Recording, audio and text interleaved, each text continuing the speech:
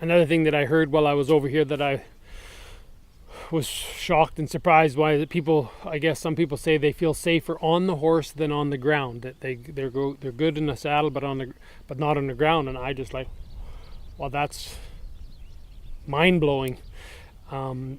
You're kidding yourself if you think you're safe on that horse. If you can't handle him on the ground, you're absolutely kidding yourself if you think you're safe on his back. Maybe nothing's happened yet, but and maybe nothing ever will happen. Maybe you'll get lucky and nothing happened, but it's not because you're safe. It's just because you happen to manage to, the clouds were aligned that day and the wind was perfect and you just got out there enough times and everything just held together. But it's not because you're safe. If you can't handle them on the ground, the horse only has one brain. He doesn't have his ground brain, and then over here he has his riding brain. A horse has one brain, and whatever he thinks and can get away with on the ground, he knows he can do it in the saddle too. Like he knows that the human might think that they're safe, because they feel that they've got control of them, but you really don't. And if you don't have control of them on the ground, it's all part of the same thing.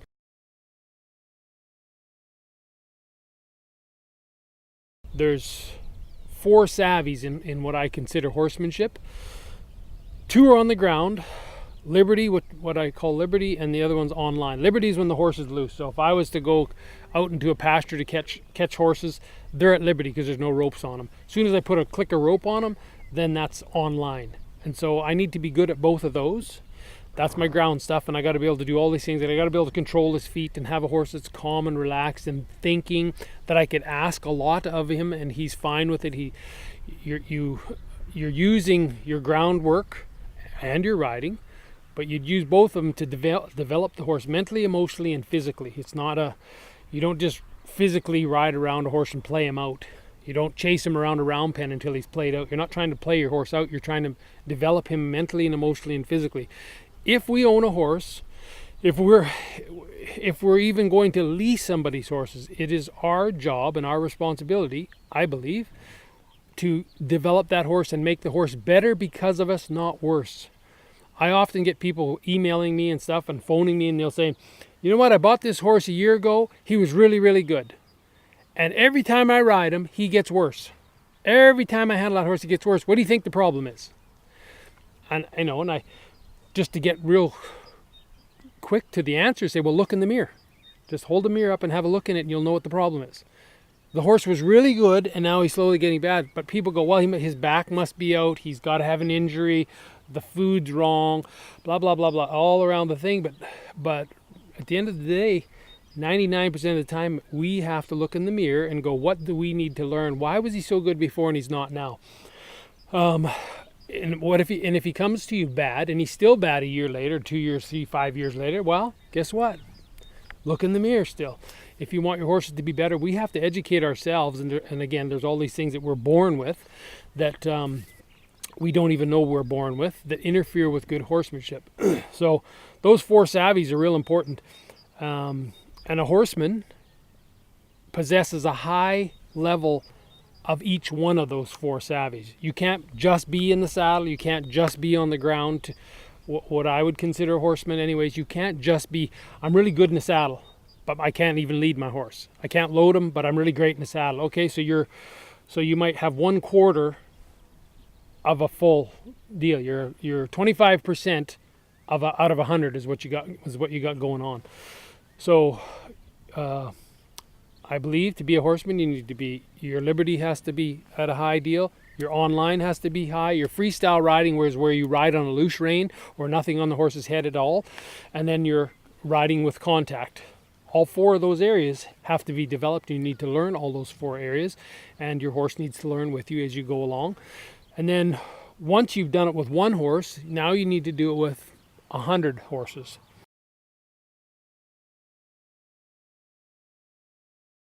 I get asked too, what would I call a horse trainer? When do you get to be a horse trainer? When do you get to hang your shingle and say, I'm a horse trainer? And I could, in my opinion, you better know all 4 of those savvies. You better know those. On top of those 4 savvies, I think you should know how to trim and put shoes on a horse. In those four savvies, you could be really good with horses that are broke, but you've never touched a wild one in your life, or you've never started a colt in your life, or you've started two or something like this. I go, well, that's not... There's people out there in the industry that have started 400 or 500 horses. That would be a good person to start there. Like when they've started 400 or 500 head of horses, and then not just start them, we got to see how they start them, and then where can they take them, what's the top end of what they're doing, watch to see what else can they do with that horse, and how many different places and areas have they rode. And there's people out there that have done a lot. I'm somewhere in the neighborhood of about 3,000 horses now that I've started, and I don't know how many people, 20 years of doing clinics and helping people with their horses a little bit. But as far as the 3,000, the 2,000 to 3,000, somewhere in there, that's horses that I literally started myself, not somebody else started. I didn't just play with them for 5 minutes. I actually took them from not being able to ride to giving them to their owner, and the owner could ride. So there's that part of the horsemanship. But then there's the other end of the horsemanship too, that what can you do with contact, and how does that look, and where are you at with your lead change and your softness and your lightness. But then take that all off the horse's head, and where are you at when you ride with nothing on whatsoever. So there is people out there, and if you're looking for somebody that you would like to work with your horse, if you're looking for somebody that you go do your homework and really go on their website, find out how many horses they've started in their life, get them to show you their best horse, what's the best thing they can do, get them to give you some demos, and they should be more than willing to show you all that. They should be absolutely come and see what I do. I know for my business, I actually won't take their horse unless they come and see what I can do. I want them to know exactly what I do, why I do it. I really want them to understand as much as they can in that short period of time, my beliefs around horsemanship and what I call horsemanship and what I would be doing with their horse, so they can decide if they want to do with me or not. But I'm absolutely say, come here, come and see my best. Here's videos to watch. Here's the website. Check it out. Here's how many I've started, and I do 30 to 60 every year. And, I go to the mountains. So here's my portfolio of, and so there is people around like that. So why not? And oftentimes you'll find the person like that, he don't charge any more than the person that has started 2 horses, So do the best you can for your horse by doing your homework and finding out who really is out there and what do they really know.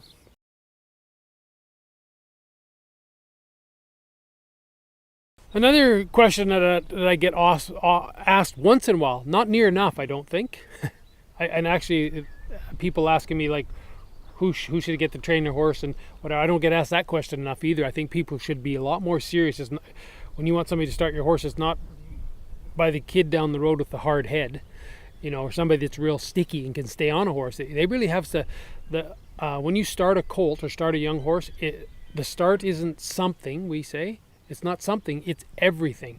You can literally take a horse and do a messed up job, and now nobody can handle him, and he gets sold for meat. And that exact same horse started differently would be a superstar. So there's so many horses that are thrown out because of how they've been handled. Again, that's our responsibility to educate ourselves enough to know what are we supposed to be doing. Don't just keep blaming the horse. So the other question that I get asked is, if I was going to board my horse somewhere, what should I look for in a facility? Oh my goodness, that's a big question itself. That's a book. But I'll try to shorten it up.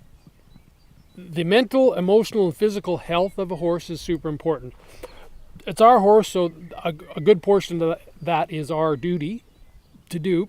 But if you're got to board a horse and he's going to be in a box stall year in or day in and day out, 7 days a week, it's your job to get out and mentally, emotionally, and physically stimulate that horse enough every day, or pay somebody to do it, so that he can be in his stall and be okay. He has to have enough stimulation, and with all the horses and experience that I've had, I might be able to do it in an hour, but I'd like to have an hour and a half, and I would say, the less I knew and the earlier days, 2 hours at least, 2.5 hours for me to mentally and physically stimulate a horse, develop a horse every day, so he could go back in the stall and be fine. But like 20 minutes a day, I don't have the skills to take a horse in 20 minutes and have him okay to be in the stall. Like 20 minutes to me is way too short a time. The horse is going to get out of shape, and a lot of things are, it's going to be very difficult for that horse to be in that stall for that length of time. So the size of the stall is always important. Obviously, the bigger the better. The bedding that's used in a stall, because some bedding has more dust than others, and those horses are laying in it, breathing. They're laying down there, breathing that thing. How many times is a stall cleaned a day? How many times are the horses fed a day? So horses are supposed to graze, and they have access to food in nature 24 hours a day. And so when we're feeding them in stalls, you should keep putting hay in there, 3 to 5 times a day. Put a little bit in there, and so they can nibble all day long. They're designed to have food in their stomachs all the time for the acid to break down the food and stuff. And when they go for 3 hours or more without food, they're starting to get ulcers, and then more stall problems happen. The perspective, I guess, of how that barn is and how they ride, what their thought patterns are about horses. So you look around and you see, how is everybody riding? What kind of gear do they have on their horses' heads? How do the horses look in the stalls? Are all the horses sleepy and quiet in the stalls? Are they pawing like this? Is their horses cribbing and biting the fences and pawing? And if horses look like that in the barn, you got to ask yourself, why is that? Because it doesn't need to be that way. I've been in plenty of barns, mine included. The horses are dead quiet. There's not a sound. They stick their heads out for a pet every once in a while, but there's no chewing, there's no cribbing, not once, never. They might come with a couple of pawing and stuff, but they're not there very long, and they're all settled in their stalls. So I would be watching for that. Of course, all the safety aspects of horse, so there's not stuff for your horses to get into or hook a shoulder on or cut his head in the stall or outside the stalls. I'm always looking at my whole facility, so no matter where you go in my facility, you could work with a horse, train a horse, tie a horse up, put your saddle on to sit on the fence, and so everything's built out of pipe. When I'm talking all my fences, whether it's the pasture fences or the round pen or the arena that I'm working in, everything's flush all the way around the top like that. So if I'm riding close to this, or if I want to use it, there's nothing to hook a horse's head on or anything. The inside rail is all smooth, so there's nothing to catch my knee on if I'm riding close to there. Nothing for a shoulder of a horse to hit with the welded pipe. And not everybody has access to, I realize, but you can still use wood type things to do to make some of this stuff. But with pipe, you weld it. There's no screws or nails ever sticking out. You don't ever have to replace it. I can tie a horse anywhere on my pens and he can't pull it down. I can sit on it. 10 people can sit on it. I can put my saddle on it. There's no splinters catching in my saddle pad or into my saddle. So those things I always look for. Actually, uneven, unlevel ground in pens is great. Even in my big, I've got a 300 by 300 working pen that I train in, and even it is rolling in it. So there's an area that's a little bit flatter, but the whole overall pen has got a big rolling swirl to it, because I'm trying to develop horses, not make them worse. I'm trying to make them better. So even something like making a corral perfectly laser leveled and perfectly smooth, while I'm actually making my horse less than what he could be. He needs to be able to work and do stuff on uneven ground. That would be natural for a horse.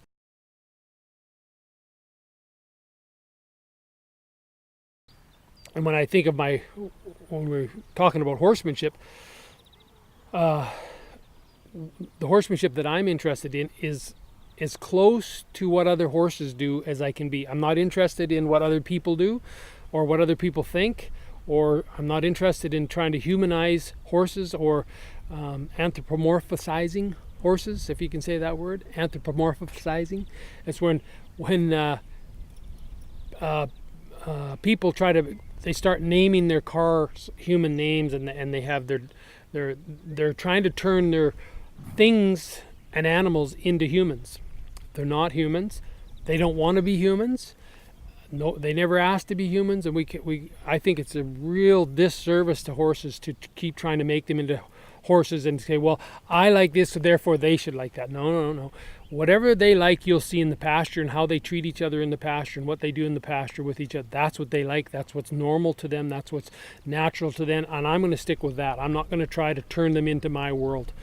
Our human world, for the most part, is messed up enough. I don't need to be bringing a poor horse into it. The more we can get natural and stick with what they do, the better off we're going to be, the better off society's going to be, as far as I'm concerned. The more you understand horses and work more, get rid of some of the things that interfere with good horsemanship, some of the things that we're born with. So when I'm talking about the horsemanship that I teach and that I really believe in, that I try to do, the philosophy behind it is that I would like to be as much like horses as I can be. Like I don't want to change them into humans. I'm not going to talk to them. They don't understand English. They don't understand German. You can try to teach horses words, for example, but they don't talk. Like we've been standing here doing this video here for an hour or something, and there's not been one sound from those horses. So that their main thing is not to chatter, and they sure don't talk. They might whinny once in a while, but there hasn't even been a whinny in an hour. There's no sound whatsoever. So we know for a fact that that's not what horses do. So I'm taking that off my list. I'm not going to talk to my horse all day long and do this, do that, and stop and back up, because it's just not what they do. So I look at what the horses are, what they do, how they treat each other, what they like, how they're biologically made up, and that's what I'm going to try to do as best as I can, even though I'm a human. I'm going to use phases when I work with my horses, and they learn by the release when the pressure goes away. So, anyways, you put all these things in, and I know, teaching after 20 years and working with so many horses, I know that feel and timing is two of the most important things in a horse's world. There's nothing more important to a horse than feel and timing, and your feel and timing is not going to be any good unless your knowledge of horses is good. You have to understand what the why behind things in order to have the proper feel and timing for that situation. And there's nothing a horse likes better than that. It makes him comfortable, it makes him confident, makes him smarter. They really appreciate feel and timing. People figure crunchies more, give them some more food, but you'll never see one horse feeding another horse a mouthful of grass. It doesn't happen. They won't say, if I give you this mouthful of grass, would you go over there and do that for me? It doesn't happen, so I'm not going to do that. And it's real easy to fall into the trap of what other humans want you to do or expect you to do. But I'm going to suggest that you just try real hard to just do what horses do, and don't try to turn them into humans.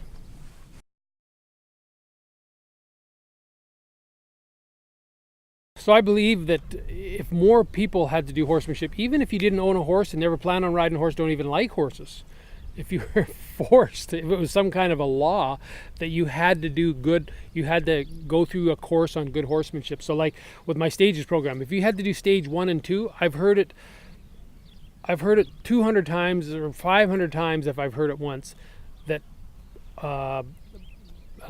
people say the relationship is better with their family and their children. People say that they run a better business, they're better managers. People say they're better employees just by working on good horsemanship, like, there's all kinds of horse stuff. But when you're truly trying to do what I'm trying to explain here, it changes who you are for the better. And I believe that if all of society had to do it, like I said, even if you're not going to have a horse, I think that we'd have a better society. I really think we'd understand things from a whole deeper level and deeper understanding. And I think the world would be a better place.